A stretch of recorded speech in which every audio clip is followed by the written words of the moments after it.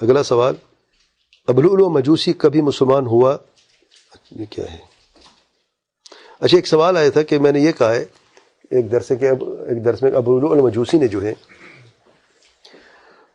زبان سے کلمہ پڑھ لیا تھا، اور کیونکہ یزدجرد نے جو کسرا تھا سیدنا عمر کے زمانے میں، اس نے یہ اعلان کیا تھا کہ اگر عمر کو قتل کرنا ہے تو اس کے گھر میں گھس کے اسے مارو، باہر سے ہمارا کوئی مقابلہ نہیں ہے۔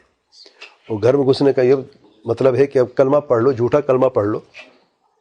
اگر آپ زبان سے کلمہ پڑھ لیتے تو مسلمان آپ کو اپنا دوست سمجھ لیتے، یعنی گلے سے لگا لیتے، اپنا بھائی سمجھتے ہیں۔ ظاہراً کلمہ پڑھ لے تو مسلمان ہی ہے، اب باطن تو رب کے سپرد ہے نا۔ اور یہی کہ ابو لؤلؤ مجوسی نے اس نے غلامی اختیار کی، مدینہ کی طرف آیا، زبان سے کلمہ بھی پڑھ لیا۔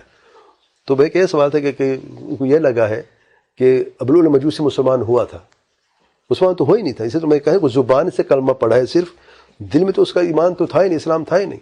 وہ صرف سیدنا عمر کو قتل کرنے کے مشن سے وہ آیا تھا، اور کلمہ تو اس نے صرف زبان سے اس لیے پڑھا تھا کہ وہ یہ شو کر کے وہ مسلمان ہے، تو حقیقت مسلمان ہو نہیں، تو منافق تھا، سب سے بڑا منافق تھا۔ زبان سے کلمہ پڑھنا نہ اس وقت اس کے کام آیا تھا، نہ اس کے مرنے کے بعد اس کے کام آ رہا ہے۔ وہ شخص مجوسی تھا، مجوسی ہی ہے، اس لیے کہا جائے ابو لؤلؤ مجوسی۔ اگر مسلمان تصور کیا جائے تو مجوسی کا لفظ کیوں استعمال کرتے مسلمان کے لیے؟ اس لیے وہ آج تک مجوسی سے معروف و مشہور ہے، نعوذ باللہ۔